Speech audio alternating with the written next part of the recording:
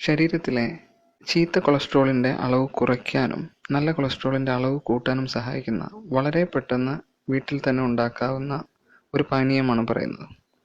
ഇതിന് വേണ്ട ചേരുവകൾ എന്ന് പറയുന്നത് കറിവേപ്പില 10 ഗ്രാം, മോര് 1 ഗ്ലാസ്, ഇഞ്ചി 1 കഷ്ണം.